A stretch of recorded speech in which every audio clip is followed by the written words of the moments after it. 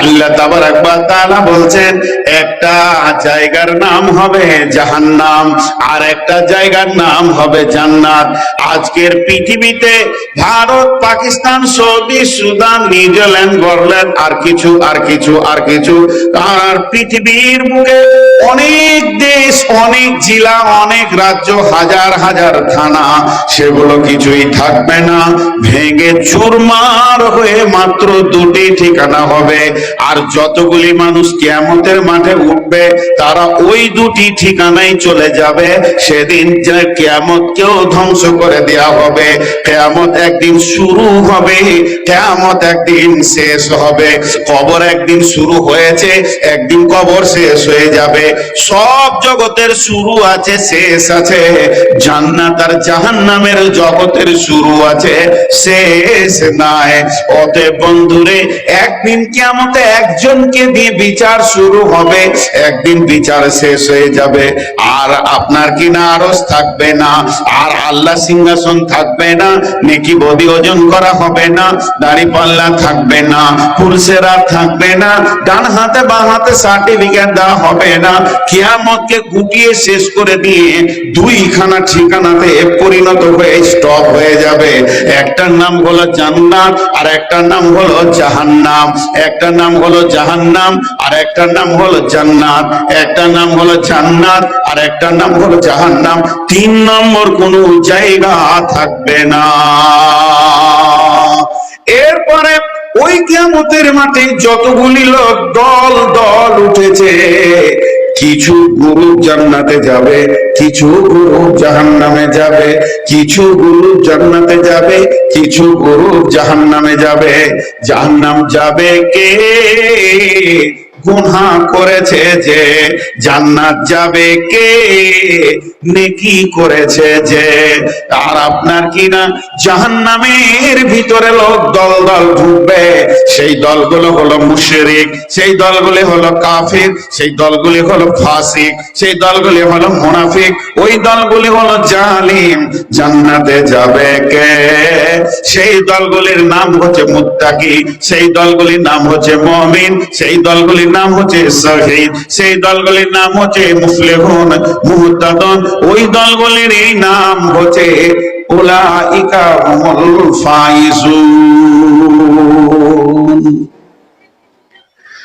এখন দুটি কথা আপনাদেরকে জিজ্ঞেস করব ছোট্ট করে, সবাই একবার মুখটা খুলেন, খুশি হব। আমার বক্তব্যের শক্তি তো আপনারাই। আমি কি জানি? আমি চেয়ারে বসে আছি স্টেজের ওপরে, আপনারা আছেন না মতো চটের উপরে। কার দাম বেশি?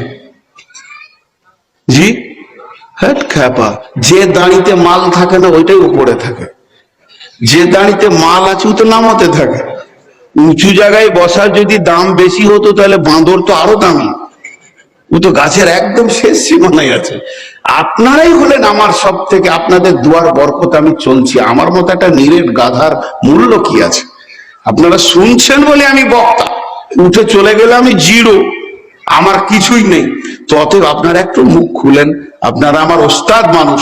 আমি আমি আমি সবক শোনাচ্ছি আমার শিক্ষকদেরকে।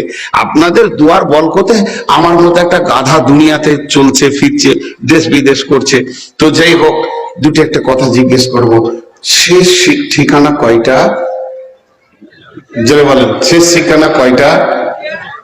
একটার নাম জান্নাত, আর একটা নাম জাহান্নাম। কে কে যাবো হাত তুলি? কার কার ইচ্ছা আছে? আমি একাই থেকে গেলাম নাকি? আমি একাই যাব? আল্লাহ মাফ করুক, সকলকে মাফ করুক।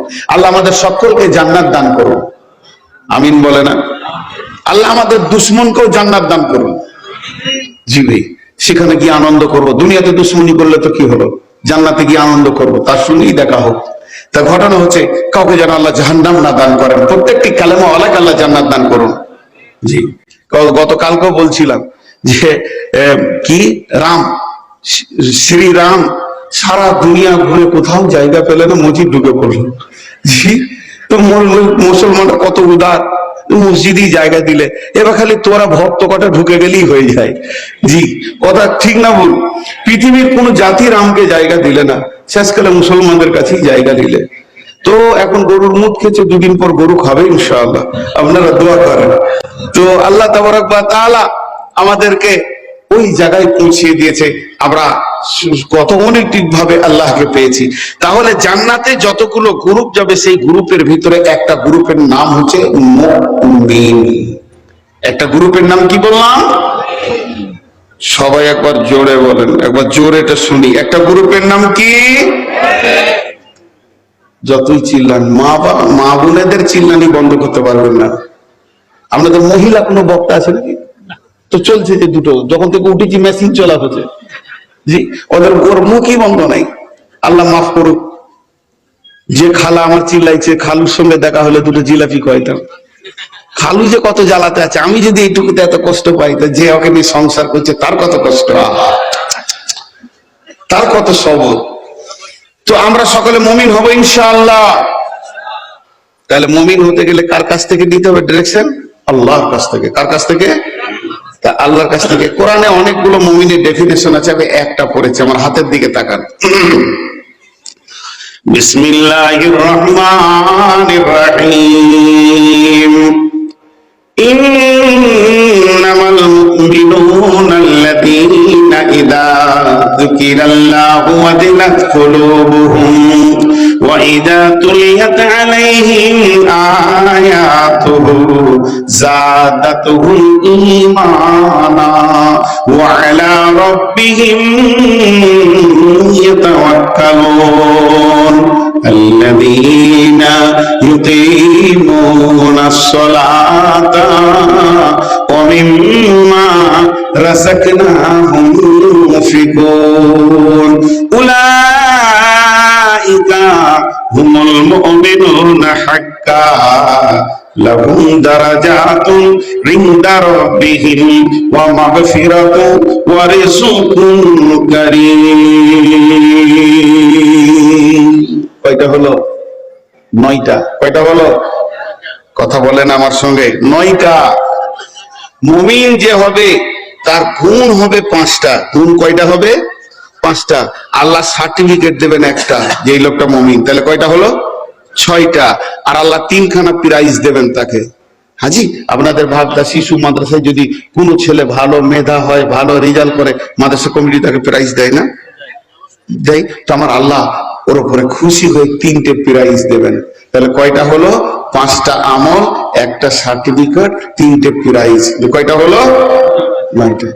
হাও বুঝেন? হাও বুঝেন না? যেটা ওজনেও আসে না, দামও লাগে না, ওইটার নাম কি? হাও। আল্লাহ ফাও দিবেন একটা, ওয়া উখরা তুহিব্বুনাহা নাসরুম মিনাল্লাহি ওয়া ফাতহুন কারীম ওয়া বাশশিরিল, যারা বলেন মুমিনিন। ফাওটা লিবেন কি লিবেন না আপনারা? তাহলে কটা হলো মোট? সকলে বলেন কয়টা হলো? 10টা না শুনে বাড়ি যাবো ইনশাআল্লাহ। হ্যাঁ, যদি শুনে যাব না ইনশাআল্লাহ। কত চালাক! হ্যাঁ, 10টা না শুনে চলে যাবো ইনশাআল্লাহ। তাহলে আগে মুমিনের গুণটাকে বর্ণনা করি, তাই না? তারপরে কি কি প্রাইজ দেবে, সার্টিফিকেট কি দেবে, প্রাইজ কি দেবে, শেষকালে ফাওটা নিব, যে বাড়ি চলে যাব। আপনাদের বিরক্ত লাগছে নাকি? কেন বিরক্ত লাগবে? বকছি তো আমি, বিরক্ত আপনাদের লাগবে কেন? জি, মহব্বতের সঙ্গে শুনি। এবার 1 নম্বর ধরছি, 5টা।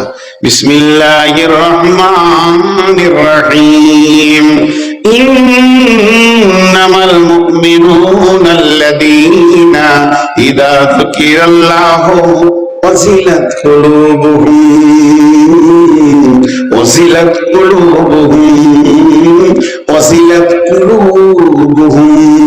আল্লাহ তাবারক ওয়া তাআলা বলছেন, নিশ্চয়ই মুমিন ওরা, ওরা আমার নজরে মুমিন, আমার হিসাবে ওরা মুমিন, আমার চোখে এই লোকগুলি মুমিন। যখন তাদের কাছে আল্লাহর কথা বলা হয়, আল্লাহর ক্ষমতার কথা বলা হয়, তখন আল্লাহর ভয়ে তাদের দিলগুলো থরথর থরথর করে কাঁপে।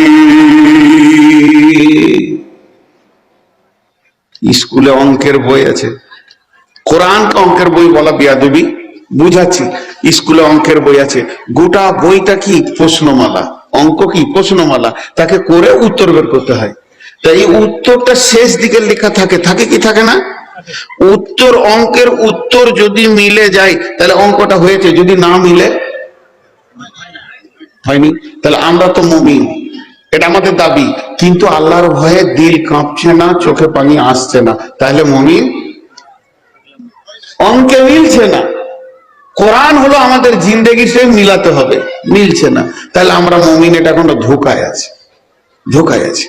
যদি আপনার আমার চোখে পানি আসে আল্লাহর ভয়ে, আল্লাহর কাছে যেতে হবে, হিসাব দিতে হবে, এই ভয়ে যদি আপনার আমার চোখে পানি আসে তাহলে জানতে হবে আমি মুমিন হয়েছি, নচেত আমি এখনো মুমিন হতে পারিনি, মুমিন হতে পারিনি।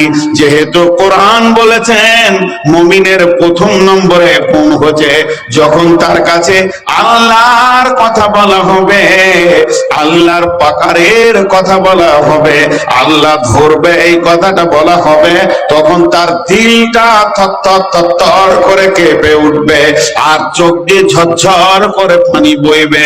যদি তার দিল কাঁপে এবং চোখ দিয়ে পানি বের হয়, আমার আল্লাহ বলছেন কোরআনের মাপকাঠিতে তুমি মুমিন হয়ে গেছো, তোমাকে আর কোনো চিন্তা করতে হবে না।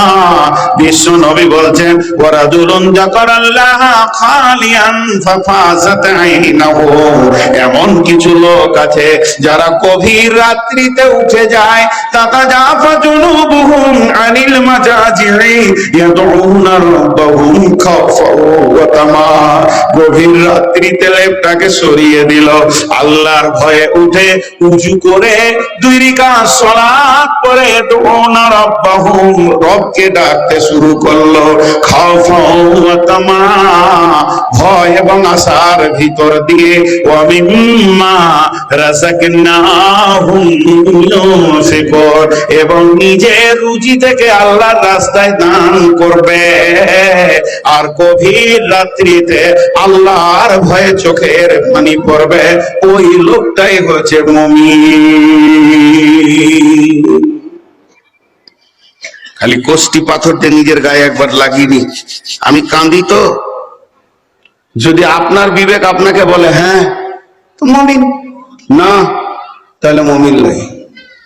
কোথাও ভেজাল আছে, রাস্তায় কাঁদার অনেক লোক এখন পাওয়া যাবে। কাঁদছো কেন? আব্বা মারা গেছে। কাঁদছো কেন? মা মরেছে। তুমি কাঁদছো কেন? ভাই অ্যাক্সিডেন্ট করেছে। তুমি কাঁদছো কেন? পাটের গোডাউনে আগুন লেগে গেছে। তুমি কাঁদছো কেন? আমার লরি পাল্টি হয়ে গিয়ে 5.5 লক্ষ টাকা নষ্ট হয়ে গেছে। কাঁদার অনেক রাস্তা আছে, অনেক আছে, কিন্তু একটা লোক খুঁজে বার করেন। কাঁদছো কেন? আল্লাহর ভয়ে কাঁদছি, জাহান্নামের ভয়ে কাঁদছি। নাই, আছে, নাই বলিয়েন না। যতদিন পৃথিবী থাকবে ততদিন এরা থাকবে, কিন্তু এরা একদম গোপন জায়গায় চলে গেছে, খুব কম আছে। কোরআন হাদিস বলেছেন লা সালাতা লা তাকুমুস সাআতা ফিল আরদি হাত্তা ইকালা আল্লাহ, আল্লাহওয়ালা যদি না থাকতো তো পৃথিবী ধ্বংস হয়ে যেত। আছে, আছে, কিন্তু এত গুনাহ চলছে পৃথিবীতে, গুনাহগার এত বেশি হয়ে গেছে, তাদেরকে চোখে খুঁজে পাওয়া যাচ্ছে না, তাদেরকে চোখে খুঁজে পাওয়া যাচ্ছে না। গভীর রাত্রিতে হু হু করে চোখের পানি ফেলবে। মুমিনের প্রথম নম্বরে গুণ, সে কাঁপবে, থরথর থরথর করে কাঁপবে, সে কাঁপবে। ভাইয়েরা আমার, সাহাবীটার নামটা আমি ঠিক করে দিতে পারছি না, হয় আইয়ুব আনসারী হবে কিংবা হযরতে আবু দারদা রাদিয়াল্লাহু আনহু হবে। সম্ভব এই এই এই এই এই চা গুঁড়ো আমি খাবো না, কাউকে খেতে দেবো না। চা যদি খাবে তাহলে বায়ান বন্ধ করে চা খেতে হবে। কোরআন ও হাদিসের বক্তব্য চলবে আর তুমি চা খাবে, তাহলে এরা চা খাবে, যে কটা সামনে বসে আছে এরা কি পাপ করে এসেছে? না, এটা বেয়াদবি ভাই। রাসূলুল্লাহ সাল্লাল্লাহু আলাইহি ওয়াসাল্লাম বলেছেন 3টে জিনিসকে পর্দা, মহিলা পর্দা, টাকা পয়সা পর্দা এবং খাদ্যদ্রব্য পর্দা। আল্লাহ রসুল বলেছেন তিরমিজি শরীফের হাদিস, লোভনীয় খাবার গোপনে খাও। যদি তোমার ছেলের হাতে একটা কলা বা লেবু দাও, যেন আরেকটা ছেলে দেখতে না পায়, তাকে গোপনে খাওয়া, আর যদি ও দেখে তো ওকেও একটা দাও। আল্লাহ রসুল বলছে তোমার বাড়িতে যদি মাংস রান্না হয়, মাংস না দিতে পারলে সুরোটাও পাশের বাড়িতে পৌঁছাও। অনেক হিসাব আছে। চা হচ্ছে ঠান্ডার সময় লোভনীয় খাবার, আমি শুরু করে টানবো আর এখানে 1000 লোক বসে আছে, এরা মনে মনে করবে আমরা কি কপাল পোড়া রে। জি, এটা ভালো নয় ভাই, রাগ করিয়েন না। আপনারা রাগ করলেন নাকি? রাগ করলেন মানে আমি এইভাবে চলি তাই বলছি। আর এটা আমার সুগার, জিভটা চিটিয়ে যায়, জিভ জড়িয়ে যায়, পানি খায় না, একটু করে জিভটাকে স্লিপ করি। তো আল্লাহর ভয় কাঁদবে। সাহাবীটার নামটা আমি ঠিক বলতে পারলাম না, তো বেশিরভাগ আবু দারদার কথা বলছি। শুয়ে আছেন কোথায়? বিবির জাঙ্গে। কালকে বলেছি আব্দুল্লাহ ইবনে রাওহার কথা, ও বিবির জাঙ্গে শুয়েছিল। এটার সাথে এটা পার্থক্য আছে। কি পার্থক্য আছে? ঘটনার শেষ দিকটা, ঘরে কেউ নাই, গোটা ঘর খালি, স্বামী স্ত্রী দুজন আছে। পৃথিবীর সব থেকে মধুর টাইম বলা হয়েছে এটাকে। দুজন জওয়ান, দুজনের ভিতরে যৌবন উত্তাল পাত্তাল করছে, কেউ বুড়িয়ে যায়নি, কারো যৌবনে ভাঁটি পড়েনি। তো হযরত আবু দারদা শুয়ে আছে বিবির জাঙ্গে মাথা দিয়ে। ভালো করে শুনেন, বালিশটা কত সুন্দর, আর বিবি তার নরম নরম হাতগুলি দিয়ে স্বামীর মাথার চুলগুলিকে বিলি করছে, দাড়িগুলোকে শ্বশুর দিয়ে নাচছে, দুজনে গল্প করছে। গল্পটা কিসের? না স্বামী স্ত্রী যেমন প্রেম আলাপের গল্প হয়, ওই রকম গল্পে দুজনে মেতে রয়েছে। এমন সময় হযরতে আবু দারদার চোখ দিয়ে ঝরঝর করে পানি বের হয়ে আসলো।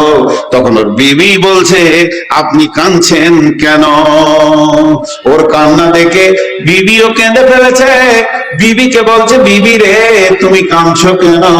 বিবি উত্তরে বলছে, আপনি কাঁদছেন এই জন্য আমি কাঁদছি, তবে আমি কাঁদছি কেন এটা আমি পরে বলবো, আপনি আগে কান্না কেন করেছেন এই কথাটা কি আমি জানতে পারি না? তখন ওই সাহাবী বলছেন, বিবি রে আমার বেগম রে তুমি কান করে শোনো, আমি তোমার নরম জ্যাংটাকে বালিশ বানিয়েছিলাম, আর যখন জ্যাঙ্গে মাথা থাকবে, হে বন্ধুগণ, হে আমার মা, ওরে আমার বেটি, একটা পুরুষের জন্য সমস্ত ভোগগুলি তার মাথার কাছে রয়েছে। এই রকম যৌন চেতনার অবস্থাতে ওই লোকটা কাঁদছে। তখন বিবিকে বলছে, বিবি রে তোর নরম জ্যাংটাকে আমি কত সুন্দর বালিশ বানিয়েছি, আর তোর সঙ্গে আমি প্রেম যমুনায় নেমে গেছি, বহু দূর জোয়ার ভাটা খেলছিলাম, দিলের ভিতরে মিজাজের মধ্যে যেন যৌবন উতাল পাতাল করছিল। এমন সময় কে যেন আমার বিবেক আঘাত দিয়ে একটা কথা বললে, রে আবু দারদা, তুমি তোমার বিবির জ্যাং নরম পেয়ে যাওয়ার কারণে আল্লাহর কবরকে ভুলে যেও না, ভুলে যেও না, ভুলে যেও না। আজকে যে মাথাটা তোমার বিবির জাঙ্গের উপরে আছে, এই মাথাটা আগামীকাল কবরে মাটির ভিতরে লুটোপুটি করবে রে আল্লাহর গোলাম। তুমি কেমন করে আল্লাহর কবরকে ভুলে গেছো? আবু দারদা বলছে, বিবি রে যখন ওই কবরের অন্ধকার ঘর এবং আল্লাহর পাঠানো ফেরেশতা হিসাব নিকাশ এবং সেই মাটির দেহ মাটিতে পড়ে থাকবে, এই ঘটনাটা আমার মাথায় এলো, তখন আমি সব ভুলে গিয়ে নিমিষের ভিতরে আল্লাহর ভয়ে কাঁদতে শুরু করলাম। এবার তুমি বলো, তুমি কেন কাঁদছো? ও মা আমার, বোন আমার, যেমন স্বামী তেমনি বিবি। বিবি বলছে, স্বামী আমার, বিবি মেয়েদের প্রতিধন হলো সব থেকে দামি ধন, পৃথিবীর সব থেকে বড় সম্পদ হচ্ছে প্রতিধন। আর আপনি আমার উপরে রাজি আছেন, আমার মা পা আমার জায়গাতে মাথা রেখে আছেন, আমার দিল মন ভরে গেছিল যে আমার স্বামী আমার উপরে রাজি আছে, জান্নাতের দরজা খোলা গেছে, আমার স্বামী আমাকে নিয়ে আনন্দ করছে, এটা আমার জন্য যে কত আনন্দের বিষয় ছিল হে আমার স্বামী। কিন্তু আমাকে কে যেন মাথায় বললো, হতভাগী রে, একটি বার কি তুই ভেবে দেখবি না, মরে দেখ কবরে একাই পড়ে থাকবি, স্বামী খবর নিতেও যাবে না, স্বামী চাইনি যাবে না। আমি সেই ভয়ে অঝোর নয়নে কাঁদছি। এর জন্য আল্লাহ বলছেন, মুমিনের প্রথম নম্বরে গুণ হবে সে আল্লাহর ভয়ে থরথর করে কাঁপবে আর চোখের পানি আসবে। মুমিনের 5টা গুণের মধ্যে একটা বললাম। এবার নাম্বার 2 মা বোন বেটি একবার মুখ বন্ধ করো মা। আজকের জন্য আপনারা আমার মা, আপনাদের পেটে আমি হয়েছি, নাই আমার পেটে আপনারা হয়েছেন আমার বেটি। একবার মুখ বন্ধ কর মা। অনেক জানিস, অনেক শোনানো হবে, একবার মুখ বন্ধ। 2 নম্বর গুণ, ওয়াইদা তুলিয়াত আলাইহিম আয়াতুহু যাদাতুহুম ঈমানা। এদিকে তাকান, ওয়াইদা তুলিয়াত আলাইহিম আয়াতুহু যাদাতুহুম ঈমানা। আল্লাহ মুমিনকে থাপ্পড় মারে, আল্লাহ মুমিনকে থাপ্পড় মারে, আল্লাহ মুমিনের ঈমান বাড়া কমা হয়। আল্লাহ রসুল বলেছেন কি সুন্দর উদাহরণ দিয়ে, জি মাদ্রাসা স্কুলে শিক্ষকের হাতে ছড়ি আছে না নাই? মাদ্রাসার শিক্ষকরা মারে কি মারে না? স্কুলের মাস্টাররা এখন আর মার আছে? এখন একটা নতুন জিনিস উঠেছে, ভাষা তোরকি। আর এটা সমাজের ক্যান্সার হয়ে গেছে। তোরকি থেকেই সব সরে গেছে। আমি এমন করছি তো তোর কি, বাস তোরকি। এই তোরকিটা হচ্ছে জাতিকে ভেঙে দেওয়ার একটা ক্যান্সার। আমরা স্কুলে মার খেয়েছি, তা আব্বাকে বলিনি, সাথীদেরকে বলেছি বলবি না, তাহলে আরেক মার পড়বে। আর এখন যদি স্কুলে একবার কান ধরে টেলে মুলে দেয়, তো ইনশাআল্লাহ ওর চাচা নেতা এসে দেখা করে যাবে মাস্টারকে। এমন একটা যুগ হয়েছে। তো শোনেন, লাঠি 2 জনের হাতে আছে, একটা হলো শিক্ষক, একটা হলো পুলিশ। একটা হলো শিক্ষক আর একটা পুলিশ। যদি শিক্ষক মারে, পুলিশ মারবে না ইনশাআল্লাহ। ছেলেকে যদি শিক্ষককে মারতে ছেড়ে দেন, তো জেনে নেন ও ছেলে আর পুলিশের মার খাবে না। আর শিক্ষকের হাতে লাঠি যদি কেড়েলেন, তাহলে আপনি রেডি হয়ে থাকেন, আপনিও মার খাবেন আর পুলিশও মারবে। শিক্ষকের মারে লাঠির সঙ্গে 2টি জিনিস মিশানো আছে, একটা আছে শিক্ষা আর একটা আছে মহব্বত। শিক্ষক যখন মারে ছাত্রকে, দিলে মহব্বত থাকে, রাগে মারে না। আর লক্ষ্য থাকে ওকে আমি বানাবো, ওকে বানাবো, এই জন্য মারে। আর পুলিশ যখন মারে তো 2টো মিশানো থাকে, একটা রাগ আর একটা ঘোষ। সব বলে দিচ্ছি। একটা মাদ্রাসায় শিক্ষককে মেরেছে, তো ছাত্ররা আন্দোলন করেছে, দেখবো ওকে। তো আমিও সেই দিন ওই এলাকায় জালসাই ছিলাম, তো বলে ছাত্রগুলোকে নিয়ে একবার বসেন। তো আমি বসলাম, প্রায় 200-250 ছাত্র, সব বড় ব্যাচেলিয়ার ছেলে। আমি বললাম, রে বাপ শোন, লোহার দাম কত? বলছে 40 টাকা কেজি। আর সোনা 50,000 টাকা ভরি তখন ছিল, এখন 70 ঘর ঢুকে গেছে। তাহলে 70,000 টাকা ভরি আর 70 টাকা কেজি, দাম কার বেশি? সোনার। তারপরও মার কে খায়? সোনাই খায়। যেখানে রাখে ওটা লোহা, যে মারে সেও মধ্যখান থেকে মার খায় কে? আর যে মার খায় তারই দাম বাড়ে, সে গয়না হয়। মানুষ চামড়াকে ফাটিয়ে তাকে ঝোলায়, কেন? যে মার খোয়া মাল। তো শিক্ষকের মার খা, সমাজে গয়নার মতো সেজে থাকবি। শিক্ষকের মার খাবি না, ডাইসে ঢুকবি না, তো মাল তৈরি হবি না, সারা জীবন লাখ খাবি আর ঝাঁটা খাবি।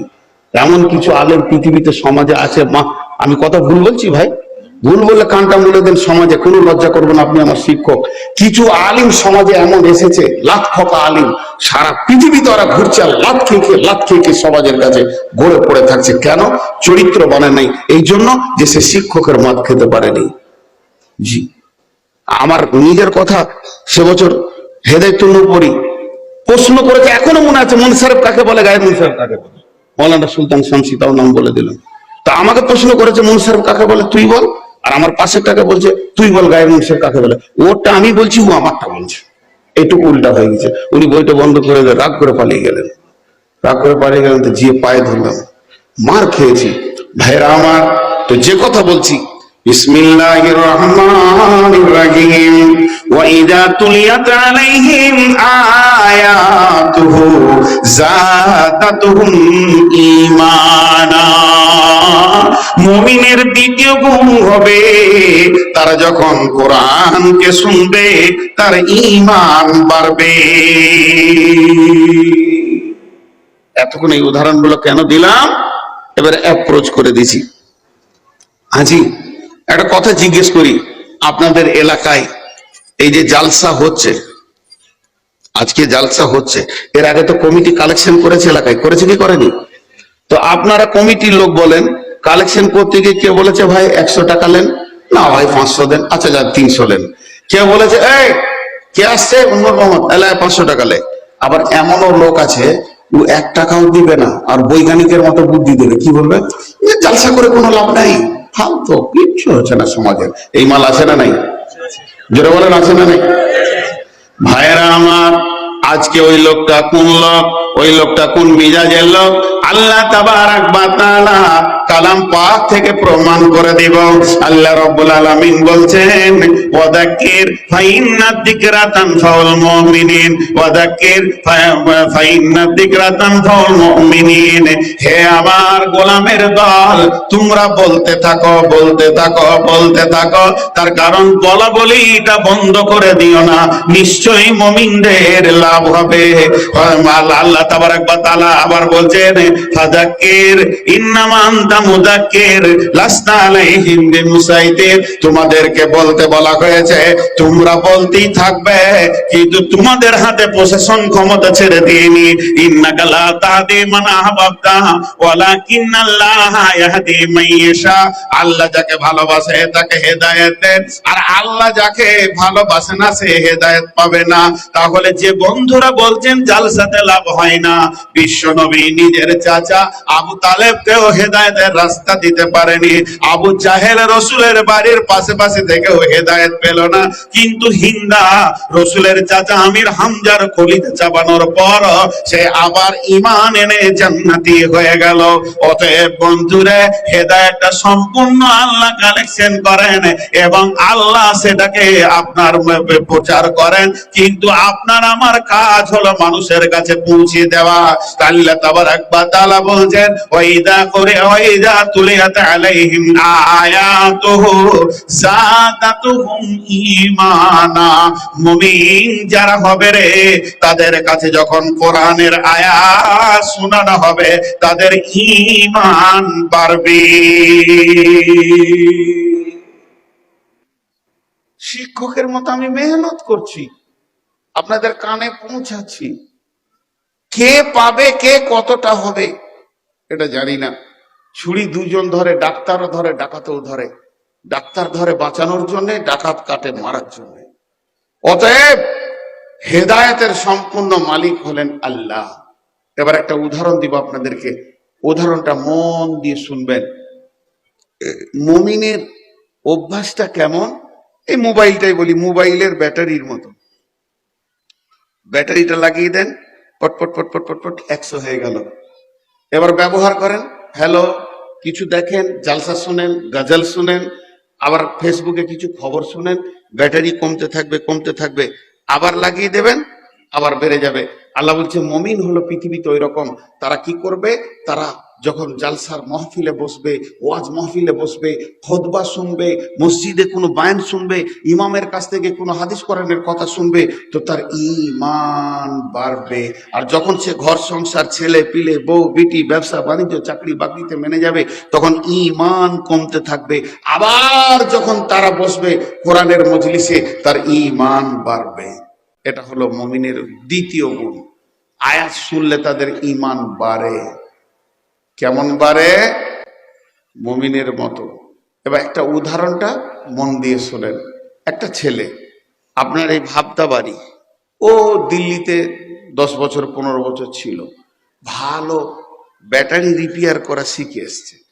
দেশে এখন গাদা টোটো, ব্যাটারির কাজ এত চলছে, মোড়ে মোড়ে 4টা 5টা করে ব্যাটারি রিপেয়ারের দোকান চলছে। উইও একটা ব্যাটারি রিপেয়ারের দোকান খুলেছে। সেই দোকানে 25 থেকে 30টা ব্যাটারিকে ধুয়ে পরিষ্কার করে তার ভিতরে সেল আর কি কি লাগে, তার, তামার তার বলেন, আর কি লাগে, এসিড ফ্যাসিড দিয়ে রেডি করে চার্জে বসিয়ে দিয়েছে। ফুটফুট ফুটফুট করে চার্জ হচ্ছে। ধ্যান দিয়ে শুনবেন আমার উদাহরণটা। এই ভাবদারি একটি ছেলে, ভালো ছেলে, হঠাৎ মেন্টাল রোগী, পাগল হয়ে গেছে। পাগল মানে একদম 90% পাগল, হুঁশ জ্ঞান নাই, লাফিয়ে বেড়াচ্ছে। ও একটা হাতে এরকম প্লাস্টিকের জার ছিল, ওই ব্যাটারির দোকানে গিয়েছে, বলছে ওই কি করছিস? তখন দোকানদার বলছে ব্যাটারি চার্জ করছি। যখন বলেছে তখন পাগলকে সহজ করে বুঝাচ্ছে কি জানিস, এইগুলোর ভিতরে কারেন্ট ভরছি এইগুলোর ভিতরে। তখন ও প্লাস্টিকের জারটা দিয়ে বলছে 1 জার কারেন্ট ভরে দে। এবার ওর বিপদ হলো কি হলো না, বলছে এতে ঢুকবে না তো, একটা ইট ধরেছে, ঢুকবে না মানে ওইটাতে ঢুকবে আর এইটাতে ঢুকবে না মানে কি ভেবেছিস তুই? বলছে দিয়ে দে। দিয়েছে, দুটো তার ওর সামনে ভরে দিলে, ইট থেকে বাঁচার লেগে ওইটা করছে আর কি, দুটো তার ভরে দিলে তো বলছে যা পরশু আসবি, 1 জার কারেন্ট হবে। হবে? জোরে বলেন হবে? আর ব্যাটারিতে কেন কারেন্ট ঢুকছে? ব্যাটারিতে কারেন্ট কেন ঢুকছে আর জারটাতে কেন ঢুকছে না? একই তো প্লাস্টিক, এটাও প্লাস্টিক ওটাও প্লাস্টিক, এটাও প্লাস্টিকের জার ওটাও প্লাস্টিকের পেটি। কিন্তু যখন আমি প্রশ্ন করব বন্ধু, একটাতে কারেন্ট ঢুকলো বিদ্যুৎ ধরলো, আর একটাতে বিদ্যুৎ ঢুকলো না ধরলো না, কারণটা কি? তখন আপনি উত্তর দিবেন এর ভিতরটাতে আপনার কিনা অ্যাসিড দেওয়া আছে, তামার তার দেওয়া আছে, সেলফ দেওয়া আছে, বৈজ্ঞানিক প্রসেসে মালগুলি তৈরি করা আছে। আর একেই দিলে এর ভিতরে ধারণ ক্ষমতা আছে।